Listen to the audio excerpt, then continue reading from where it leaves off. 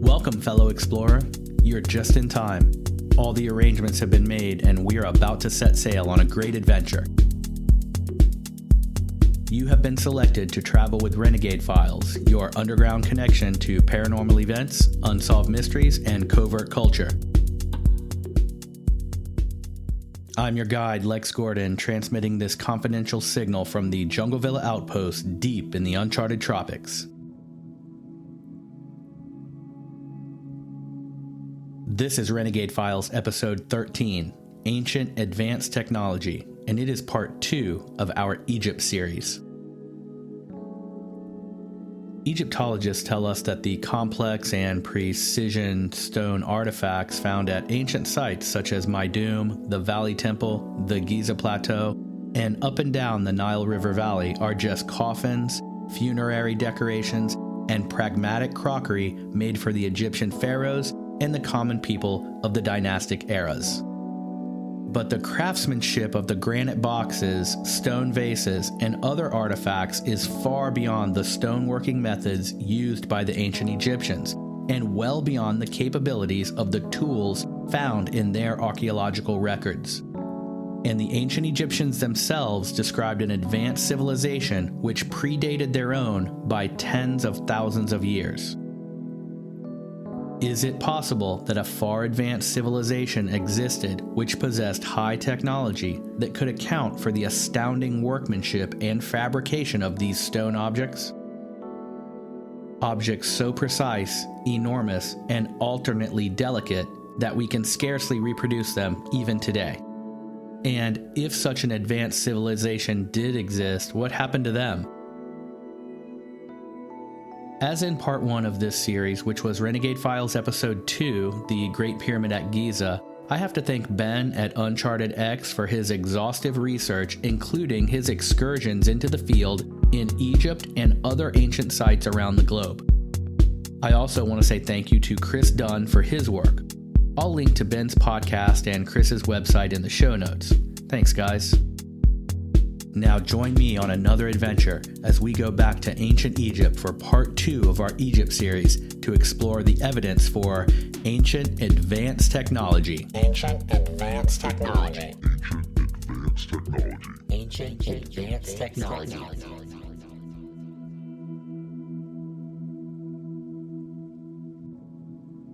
Part 1. The precision granite boxes. The box at Meidum. The ancient structures and main pyramid at Meidum, that's Meidum, are far less preserved and as such lesser known than the 3 main pyramids on the Giza Plateau.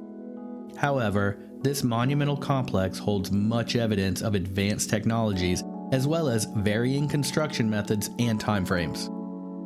Meidum is the southernmost of the ancient pyramids positioned along the banks of the Nile River at a location about 60 miles south of modern-day Cairo. Today, the remains of the pyramid at Meidum consist of the remaining internal stepped structure surrounded by the eroded and crumbling outer casing. At one point, this structure would have been the size of the Red Pyramid, but since the outer casing was built on a foundation of limestone blocks and sand, it collapsed. It could be that the outer structure was added much later, and the original stepped pyramid was the true design and construction of this large building. The internal, stepped, remaining part of this pyramid persists because, like the pyramids at Giza, it is anchored on the foundational bedrock of the terrain itself. This pyramid at Meidum is historically attributed to Seneferu, the first pharaoh of the 4th dynasty of the Old Kingdom. Seneferu is also said to have built not only this pyramid at Meidum, but the Bent Pyramid and the Red Pyramid in the 24 years of his reign from roughly 2613 to 2589 BCE. There is no doubt that this pharaoh existed and that he used these sites for various purposes, but the idea that he would have built 3 pyramids as tombs for his one self and in 24 short years, never mind the fact that no bodies or mummies were ever found at any of these locations, seems illogical to say the least. For a full analysis of the unlikelihood of the mainstream view on Egyptian pyramid construction be sure to listen to Renegade Files episode number 2, The Great Pyramid at Giza. Just because Seneferu spent time at these locations or even carved his name into some of the rocks does not mean he constructed everything we see at these sites. I could write my name on the Golden Gate Bridge too, that doesn't mean I built it. And as obvious and ridiculous as that sounds, this is exactly the evidence used to attribute the pyramid at Meidum to Seneferu. His name appears written on the stones of the temple in front of the pyramid, so it is assumed that he built everything we see here. In addition to the main pyramid at Meidum, crumbling as it may be, there are multiple structures and underground chambers at this site. In this section of the episode, we will look into one such megalithic chamber under construction known as Mastaba 17. A mastaba is a flat-roofed, mud brick structure with inward-sloping walls, and many are thought to have been used for ancient tombs. Mastaba 17 is 100 meters long and about half as wide. As the name implies, there are many other mastabas in this area. Mastaba 17 was studied extensively by explorer and archaeologist Flinders Petrie, who wrote 2 books on the complex. The first, titled Meidum in 1892, and Meidum and Memphis in 1910. Petrie excavated the mastaba down to 48 feet on his first visit and found that the entire structure had been built inside a 20-foot deep pit with surrounding limestone walls, and these walls were inscribed with geometric lines that served as alignment guides for creating the overall structure itself. It wasn't until 19 years later, upon a return visit and further exploration, that Flinders Petrie discovered the deep underground chamber he believed to exist at the heart of Mastaba 17. What Petrie found was an astounding megalithic chamber shaped roughly like a T, with the longest gallery, the base of the T, connecting to a chamber that contained an incredible discovery. The main gallery of the chamber is 8 feet high, 4 feet wide, and 40 feet long. The sides and floor are gigantic stones of several tons each, fitted together with remarkable precision. The chamber is capped with enormous rectangular roofing stones weighing 38 tons each. And all of this is under 100,000 tons of stone and mud that was used to create the mastaba structure above it. Inside this chamber was a 12-ton red granite box with a matching lid. Petrie calculated that the enormous granite box could not have been maneuvered through the galleries and hallways of the chambers, and so it must have been placed there, then these megalithic chambers built around it. The red granite box weighs 8.5 tons. The perfectly matching lid weighs 3.5 tons. Both are made from a single piece of stone that would have weighed more than the current 12 tons because the box is, in fact, hollowed out in perfect right angles to form a rectangular space inside it. The enormous stones used to build this underground gallery and connected series of chambers are fitted together with the same mortarless seams we see in other gallery constructions along the Nile River Valley.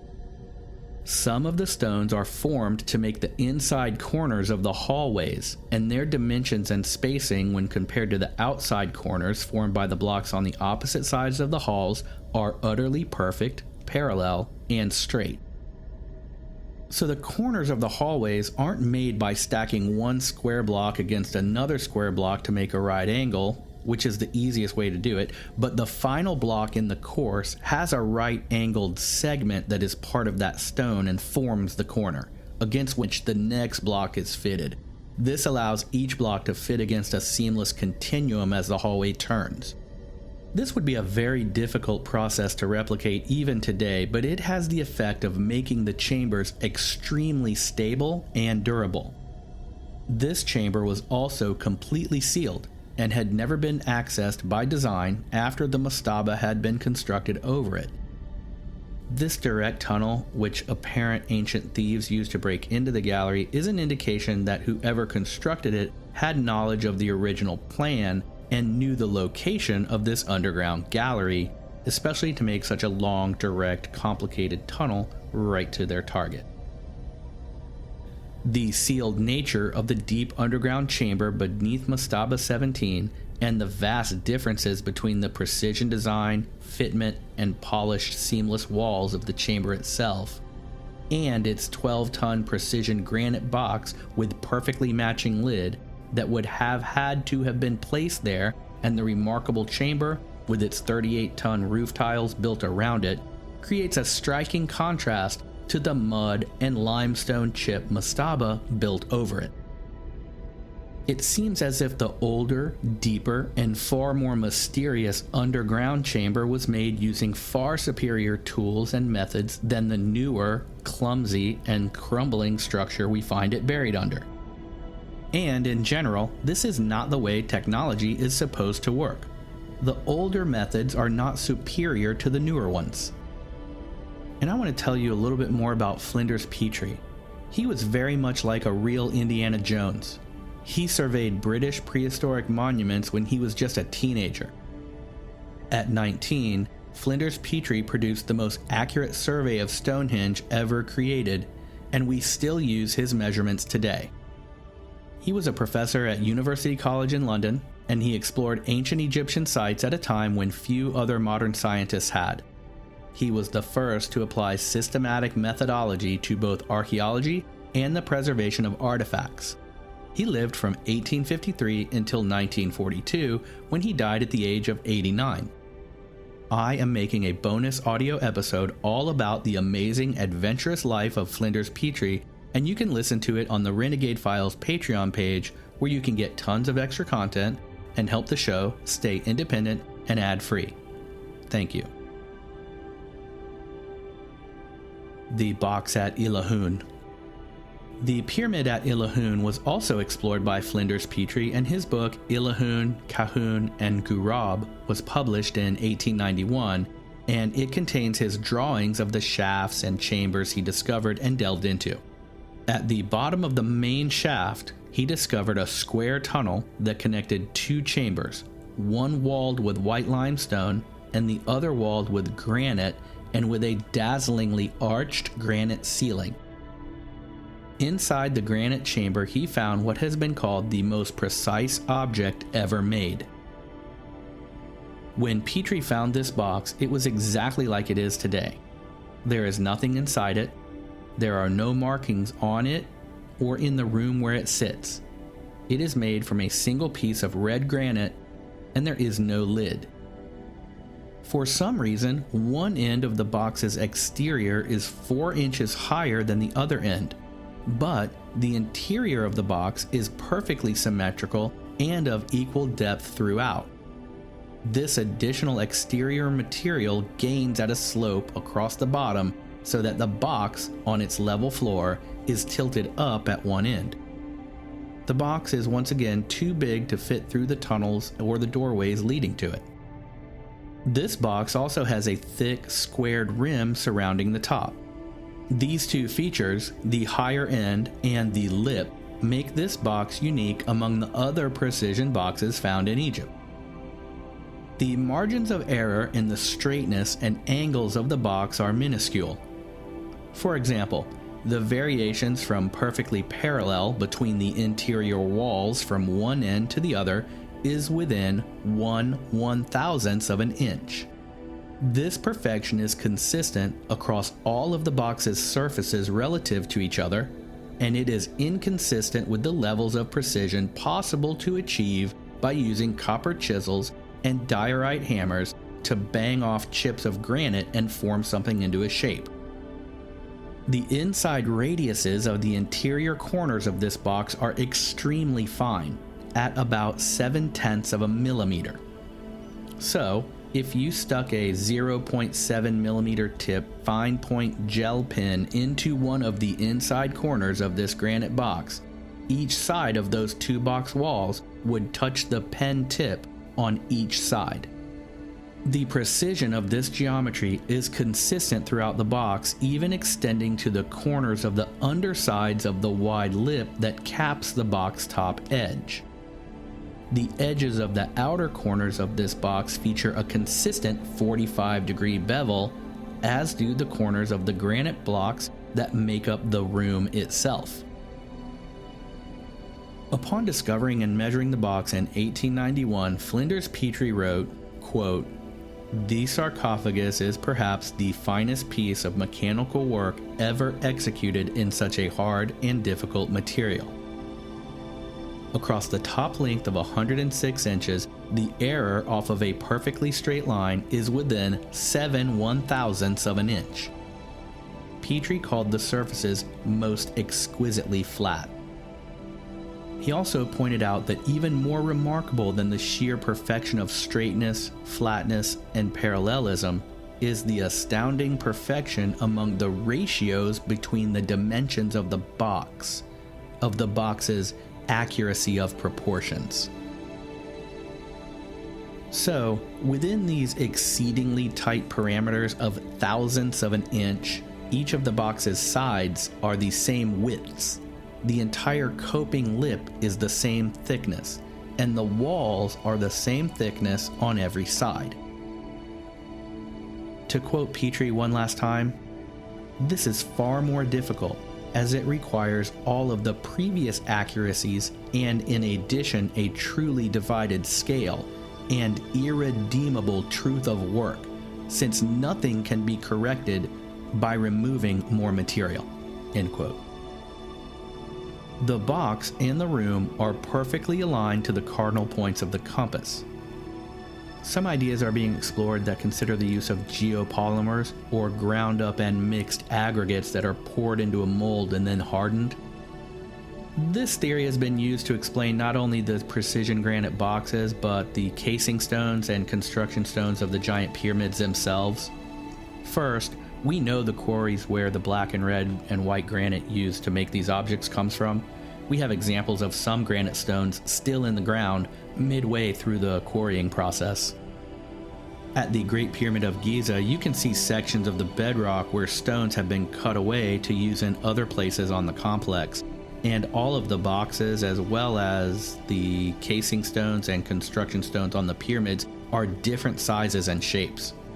If you were going to make a mold to create building materials for a pyramid, why would you make 2 million different molds? Doesn't that kind of defeat the purpose of making a mold in the first place? There are marks from giant circular saws on granite blocks all over the Giza Plateau. Finally, granite is naturally formed from multiple materials and types of stones. This is what gives granite its wide variety of colors and patterns. Granite can be composed of quartz, feldspar, mica, and more. These chunks of material form an aggregate that is granite, and the various sizes of the internal stone types are different sizes given which quarry the granite comes from. Some of the granite boxes show clear veins of varying stone running through them. This effect, and the aggregate chunks of various stones we see in the granite boxes and in the granite used to build the finely fitted megalithic rooms, and structures like the Great Pyramid, and the many quarries where we find the exact same stones, is inconsistent with a geopolymer process. And once again, we find these precision granite boxes in locations where the older, deeper constructions and contents are of vastly more precise and sophisticated workmanship than the buildings or halls created above or upon them. This indicates a likelihood that these deep chambers and the incredibly precise granite boxes could have been inherited by the Egyptians from a much older but more advanced civilization.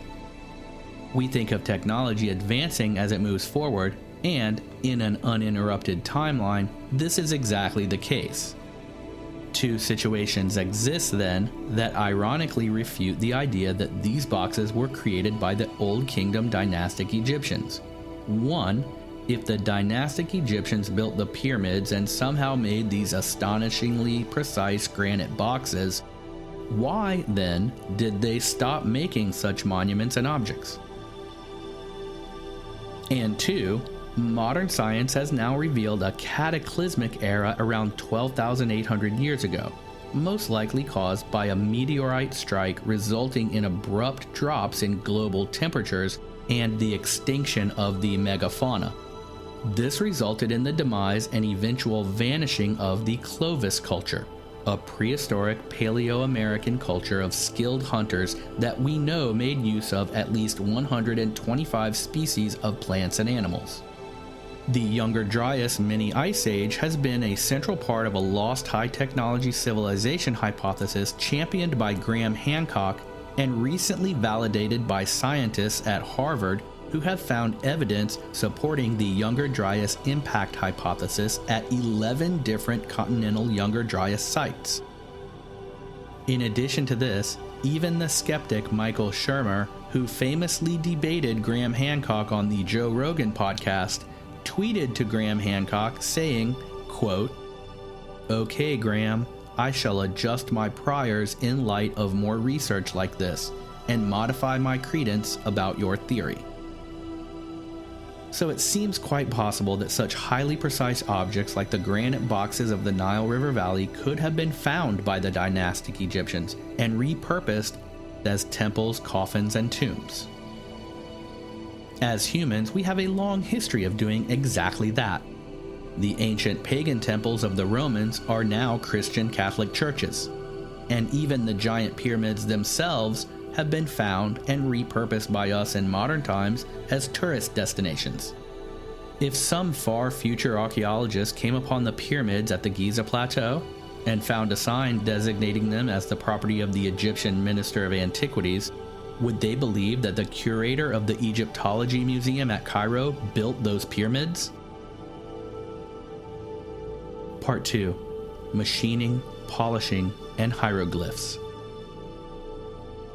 Much like the precision granite boxes, other similarly astounding objects exist and have been found at archaeological sites whose sheer perfection and complexity far outpace the capabilities and known tools of those civilizations we attribute them to. Tenured Egyptologists and archaeologists contend that such objects must have been made by the primitive tools used by the dynastic Egyptians because these are the tools they know those civilizations had. Since no other more technologically advanced tools have been found, the objects could have been made in no other way. This circular logic is the product of attributing the objects in question to the dynastic Egyptians simply because those objects are found in the archaeological sites known to have been the habitat of the ancient Egyptians. The idea that the Egyptians could have inherited the objects from an older but more advanced civilization is never taken seriously because that would call into question a long list of assumptions that textbooks, curriculums, and entire careers are built upon. As I said in Renegade Files Episode 2, The Great Pyramid at Giza, and Part 1 of this Egypt series of episodes, most archaeologists are not architects, engineers, or stonemasons. Anytime an architect, engineer, or stonemason looks at one of these objects, they immediately refute the idea that the object was made with copper chisels and stone hammers that we know to have been employed by the dynastic Egyptians. One such object is found at the Old Kingdom site of Abu Sir. It is a 4-foot cube of basalt sitting just outside one of the pyramids at the site. The top of this block is perfectly flat and displays very fine circular saw marks that left grooves as it cut the stone. Basalt is an aphanitic extrusive igneous rock formed by the rapid cooling of low viscosity lava that is rich in magnesium and iron, and it is on the upper end of hardness, with a Mohs scale hardness of about 7, whereas a diamond, the hardest stone, is a 10. This block was not completely cut through, and at the uncut edge we see that the blade was only a few millimeters thick, because it has left a thin ledge where the cutting blade stopped. Extrapolation of the arc left by the circular cut gives us a blade that was as much as 25 feet in diameter. That's a big saw. Copper is too soft to make a 25-foot diameter blade that is 3 millimeters thick, especially one that could cut through basalt. One granite slab at the Old Kingdom site of Abu Roash has the same circular saw marks left as the blade cut horizontally into this large slab. But the stone also displays a second layer of machining which created a subtle concave surface to the entire slab. Tube drills and their resulting stone holes and removed cores are also evidence of machining techniques not explained by the tools known in the Egyptian archaeological record. A tube drill or core drill functions in a very specific manner. Unlike a common drill which uses a solid bit fluted with a spiral groove which excavates the material as the drill bit burrows and thus creates a hole the size of the drill bit, a tube drill is a hollow shaft with a cutting leading edge that cuts a core out of the material by drilling down and cutting a circular hole. These tube-drilled cores display spiral grooves which indicate the numbers of times the tool revolved in the process of cutting down into the stones. Some calculations indicate a fixed drill would have to express downward pressure of 2 tons per square inch in order to make the spiral cut lines we see on the cores and the tube drills in such material as basalt, granite, and calcite.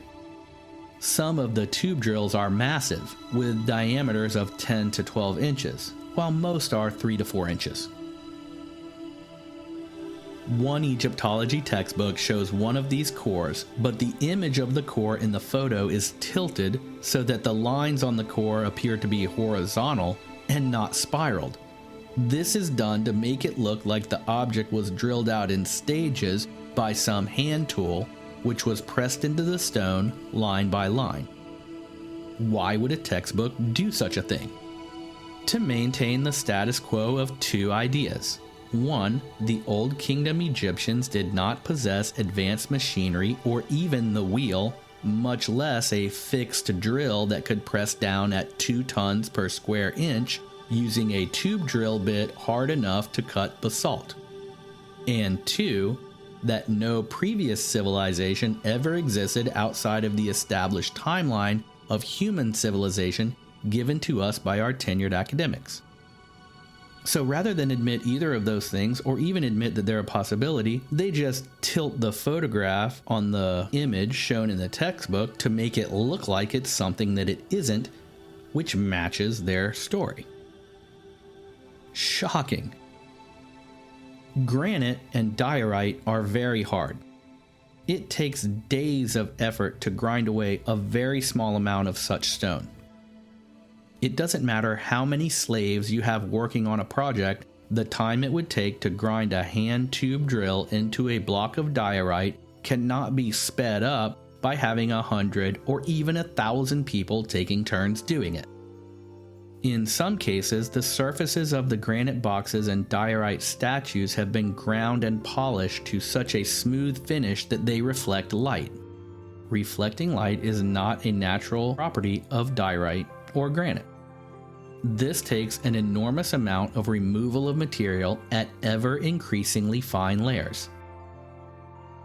This glossy polished effect is most striking on the 24 giant granite boxes of the Serapeum, deep below ground in the catacombs of Saqqara. Some of these boxes were never completely finished, and there are a few that display the final stage of flattening before the last polishing. These box walls or tops reveal very small, evenly spaced scoring lines, which indicate machining with a tool that operated at very high speeds. Furthermore, these incomplete boxes are in the same types of very tight granite rooms, and like the complete boxes, are too large to maneuver down the narrow hallways and galleries beyond which we find them, so once again, we see clear evidence that the work of not only creating these large single-piece granite boxes, but of grinding them to a mirror finish and polishing them to a high sheen was done deep underground, and the catacombs and tunnels then built around them. What did they use for light, without suffocating or burning or asphyxiating themselves? There are no evidence of char, there's no soot. It's a mystery. Some of the boxes, and particularly the lids, show evidence of a liquid used to make the final smoothing of the stone. In places, this liquid seeped around the bottom corners and made the drops where it accumulated then fell on the undersides of the lid much smoother physically than the areas where whatever this liquid was did not drip to.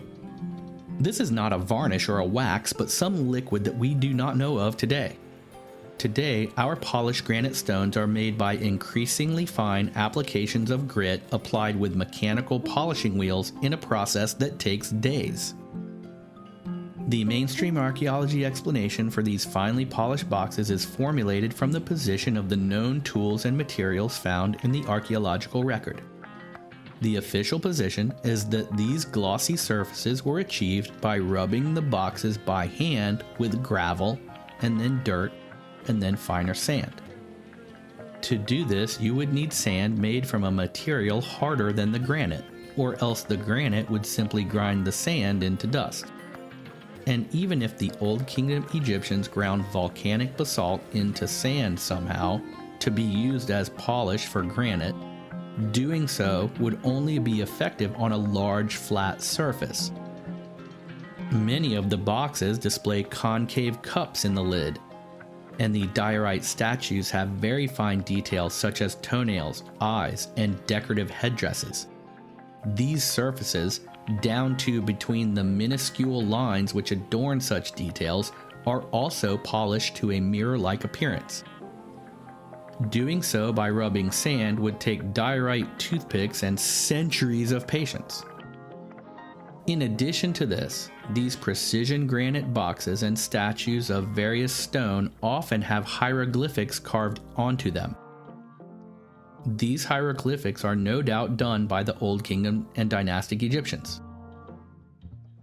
These hieroglyphs are used by Egyptologists to attribute the creation of the statues and boxes to the various pharaohs whose names are written in these glyphs.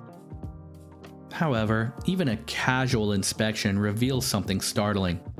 The interior surfaces of those hieroglyphs, which show open planes, like the inside of a large bird or the sweep of a circle, and the backs and sides of the lines themselves, reveal a very poor execution and finish when compared to the fine, glossy, perfect surfaces of the box or statues they are scratched into. Quite literally, these hieroglyphs look to have been chiseled and gouged out of the surfaces, scratching by a much more primitive hand, and scraped out, leaving sketchy planes and lines that look like they were done by a kid with a hammer and a chisel he found in a dumpster. The technology and skill used to make the hieroglyphs on the statues and boxes isn't even in the same league as the technology used to create and finish those objects in the first place.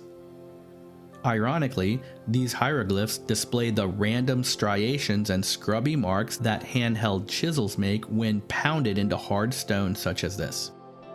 Those are the same tools Egyptologists know to have been used by the dynastic Egyptians, and it's what they say they also made the boxes from, and it's preposterous.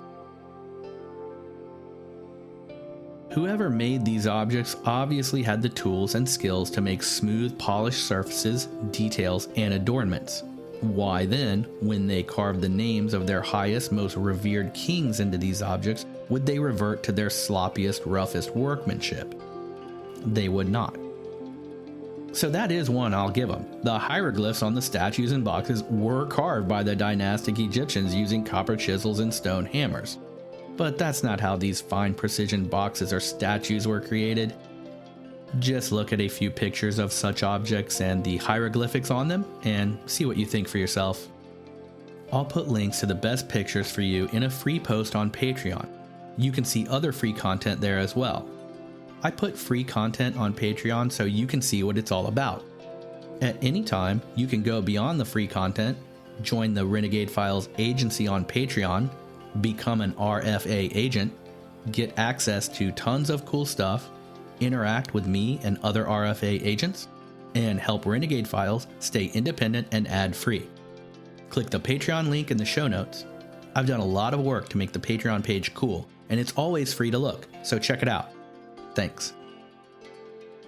Even the finest examples of hieroglyphics, such as the deep, crisp hieroglyphs carved into the pillars at Tanis, were done thousands of years after the pharaohs of the Old Kingdom, at a time when the dynastic Egyptians eventually developed iron tools.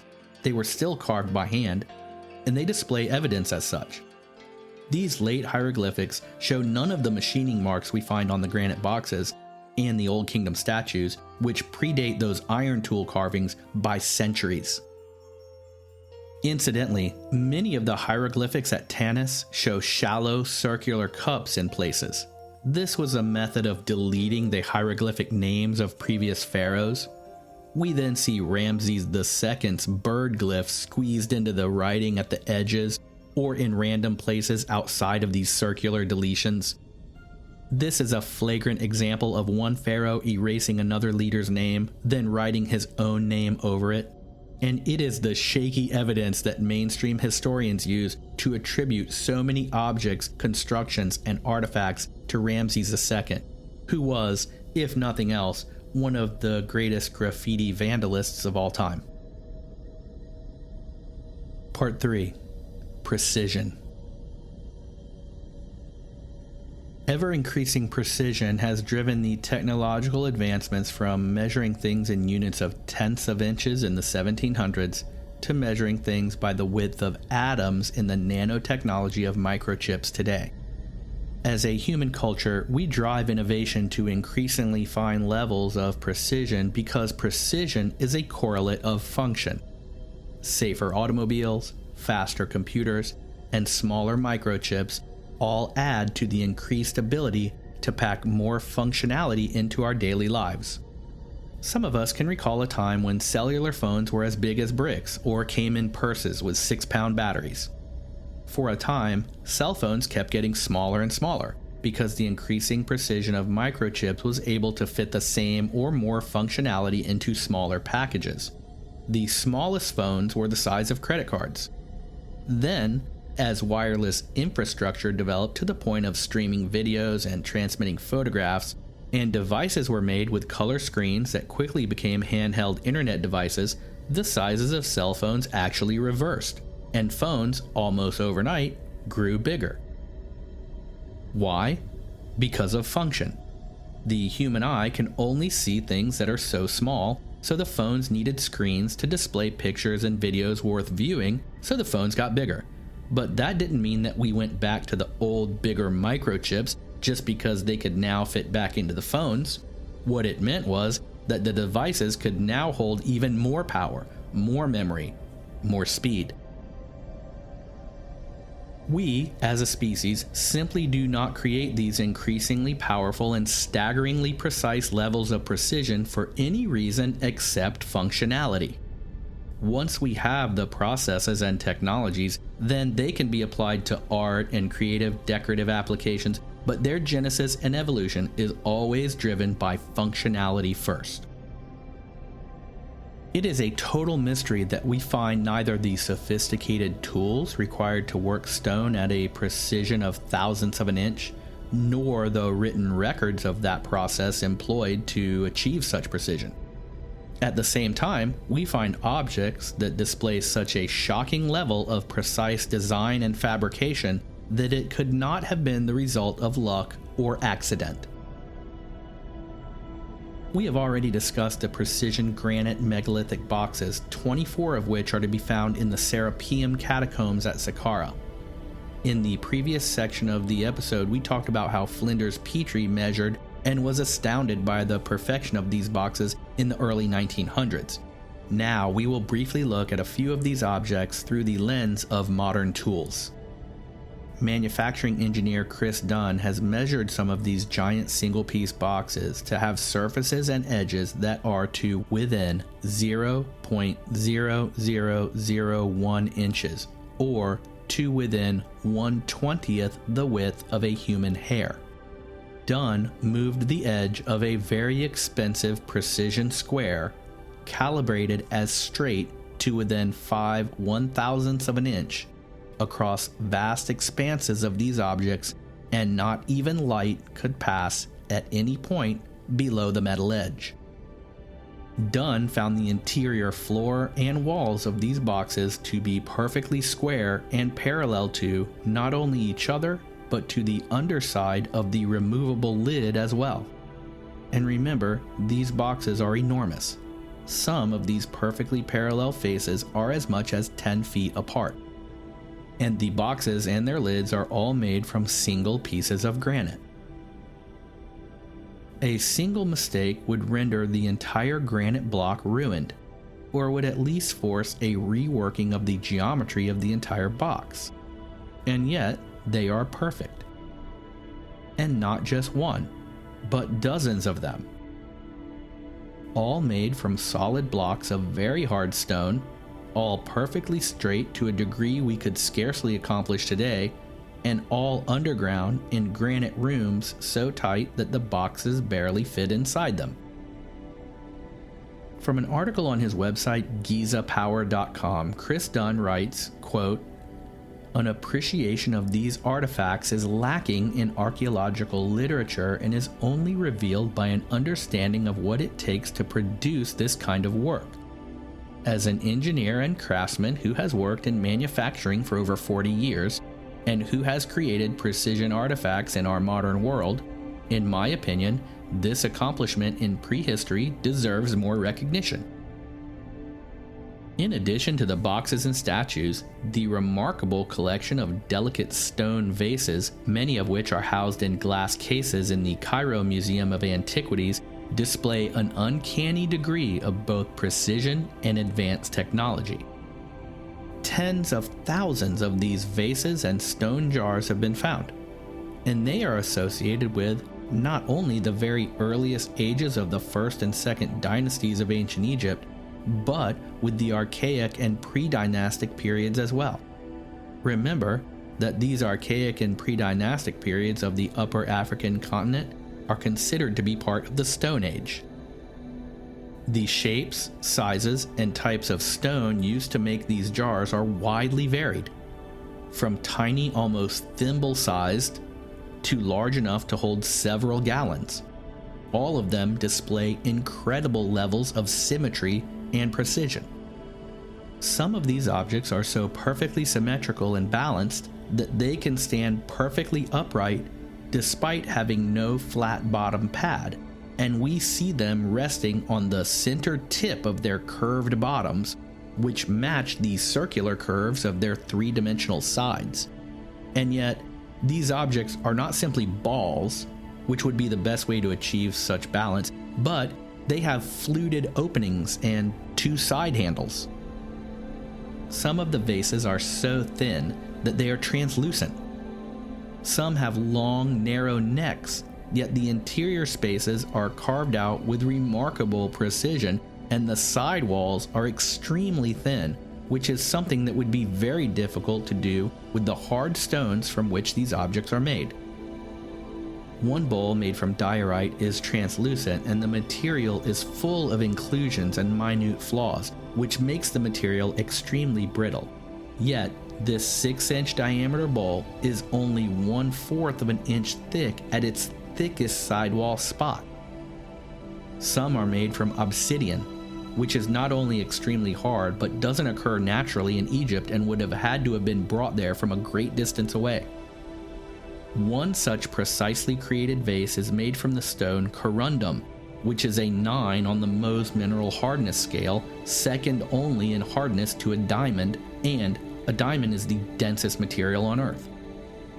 These objects are said to have been carved with copper chisels and stone hammers. About 40,000 of these intricate jars were found under the step pyramid at Djoser, the very first pyramid. They are thought to have been funerary jars used to hold organs and fluids after embalming, and it is the case that they were used for such purposes. But when they were closed with rough clay stoppers and lids. If the dynastic Egyptians created these fine precision vases in hyperdense stone, why would they not also fashion lids and stoppers for them in the same manner, especially when using them to embalm and entomb their pharaohs? Flinders Petrie once again concluded that the vases were evidence of work done with a lathe, which is an advanced application of the principles of the wheel, and modern Egyptologists still contend that the dynastic Egyptians had not yet discovered the wheel. Not only do the vases appear to have been created by a mechanical lathe, but some of the interiors suggest working with a fixed cutting tool that was centered at the same center of rotation as the spinning lathe itself. Established historians believe that the Egyptians first gained knowledge of the wheel in the Second Intermediate Period, thousands of years after the dynasties of the Old Kingdom, under whose pyramid these stone vases were discovered. It wasn't until the Hyksos invaders arrived in wheeled chariots that the ancient Egyptians would have first seen the most rudimentary form of that technology, the technology used to create the vases attributed to their craftsmanship from a few thousand years earlier. It just doesn't add up.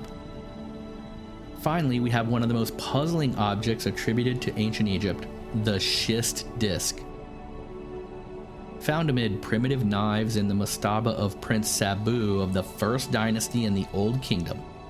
The name comes from the type of stone, schist, from which this object is made. The schist, that's S-C-H-I-S-T, disc, has been formed from a single piece of stone. It is perfectly round, displays an outside hoop, and 3 curved, strangely angled lobes that wrap back to face inward. It also has a central, hollow, cylindrical hub, and it is all made from one piece of stone. The schist disc is 24 inches in diameter and just over 4 inches tall, or deep if it were a bowl. Schist is a hard but brittle metasilicone sedimentary rock often made into vases and bowls, but these are usually simple in design. The schist disc would have required a master's skill to create, with any tools, even today. It was discovered by famous archaeologist Walter B. Emery on January 10, 1936, and there are many theories about what it might have been. A mixing implement for food preparation, some device for spinning rope or even storing rope, a ceremonial bowl used to burn incense in the central hub with offerings around it in the 3-lobed wings. There are other bowls from the same area that have similar curved inward lobes, but none as pronounced and deep as the schist disc. Some say it might be a propeller or an impeller, but the lobes don't look to be pitched to me, although it does look like some piece of machinery that's made to spin. The central hub looks exactly like what you would make to hold an axle of some kind, particularly when you remember that this entire thing is made from one solid piece of stone. In fact, the Cairo Museum has fashioned a wooden dowel which fits inside this hub to hold the disc up above its display case bottom so it can be seen from below, somewhat. You don't have to be an engineer to instantly recognize the precision and symmetry of this object. It seems too brittle to be a wheel for any kind of cart, and the same thing goes for a water-pushing propeller of some kind. Spinning discs with fins can create sonic vibrations. Think about the hum of a fan. There are theories that whoever built the pyramids manipulated stones using sonic vibrations or certain resonant frequencies. Maybe this was part of some such machinery. Since the schist type of stone used to make this disc is brittle, Egyptologists contend that the object could not have been part of any kind of advanced machinery, and therefore it must have been for ceremonial use. They could be right about that. But it is a convenient conclusion for them because it fits neatly into their assertion that the Egyptians who made this object had not yet invented the wheel, or its product extensions, the fan, the lathe, or the propeller. Regardless of what the schist disc was or is, it displays stunning symmetry and several complex design elements. The 3 lobes curve back toward the central disc hub. Each lobe is concave, as are the faces of the lobes. Their undersides flare out and curve back around to create a dished-out plane under the lobes and up to the hub. The cylindrical hub protrudes from the center, upward, and is the same height of the tips of each lobed fin. You just gotta look at a picture of it. The entire disc is rimmed by a hoop, which looks like a bowl rim between the blades, but a steering wheel at the 3 spots where the lobes fold inward away from this outer edge. This makes it look like the object was bent and shaped out of a flexible clay, but it was actually fashioned from a single piece of stone. Every time I look at the schist disc, I have to remind myself of that, and each time I do, I'm amazed by it. My summary. Many of these objects are quintessential out-of-place artifacts. Out of place, that is, when we compare them to the established timelines of academic tradition up to this point.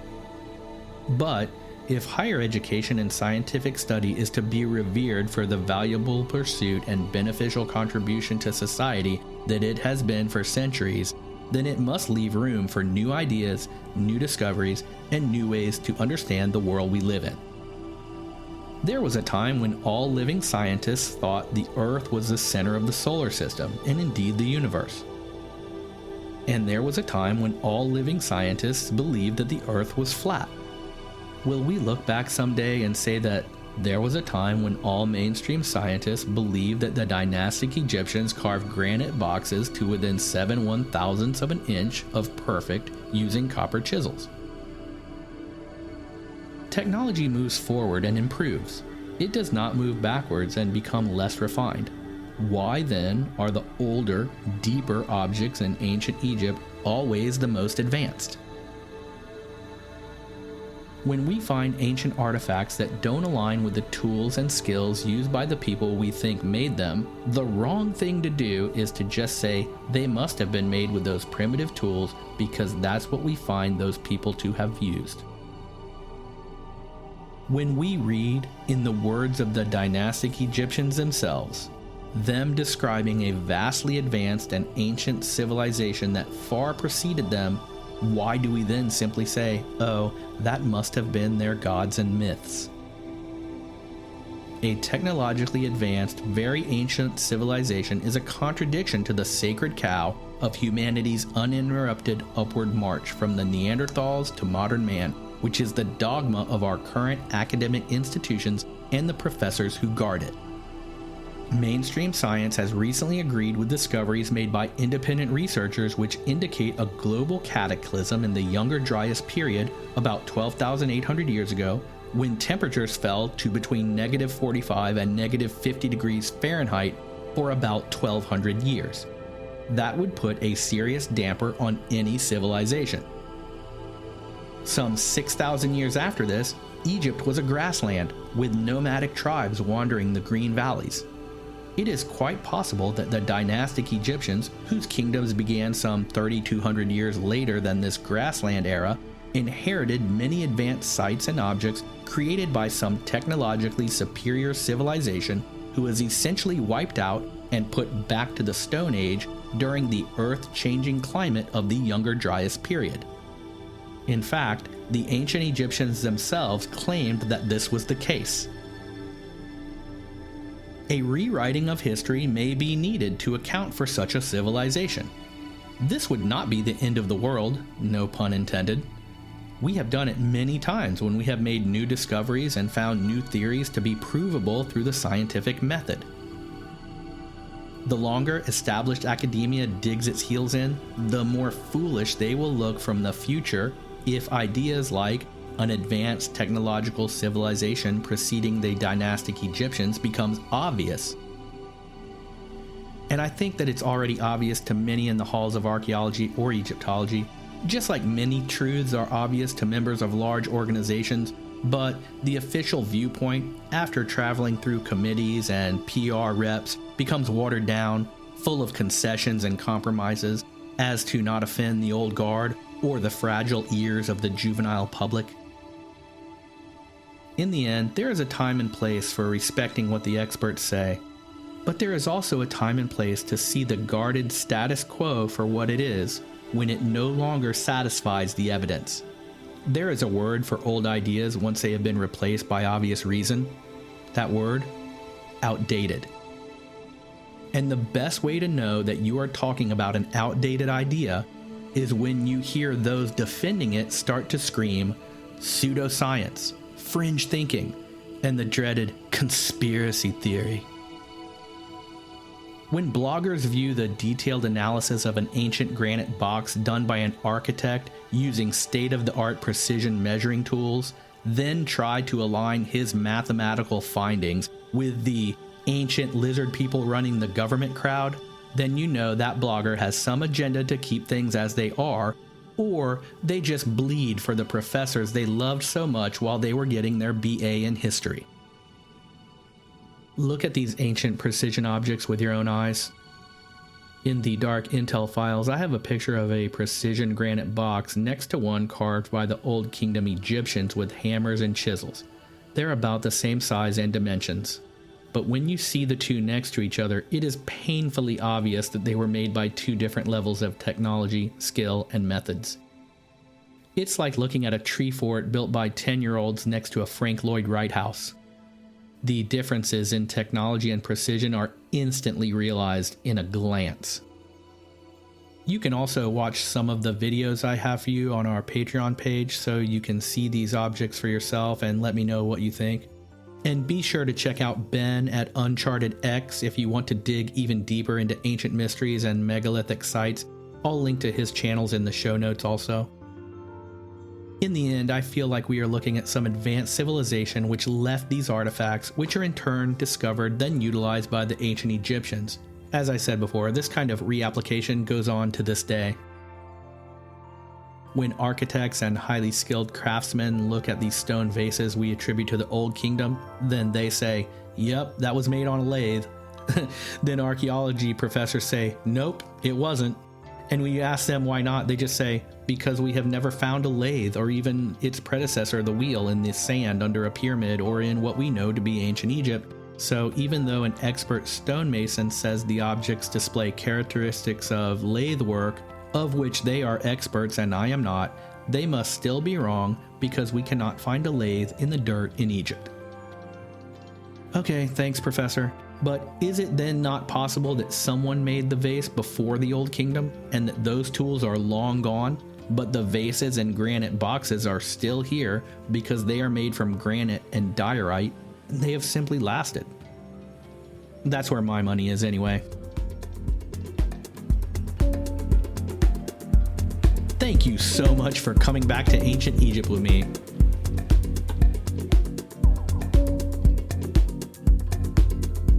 Be sure to subscribe or follow the show now and meet me here every 10 days to go on another adventure.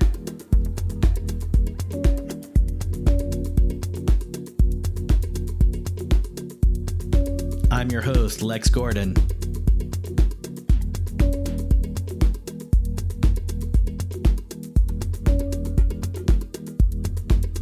Stay wild, pirate child.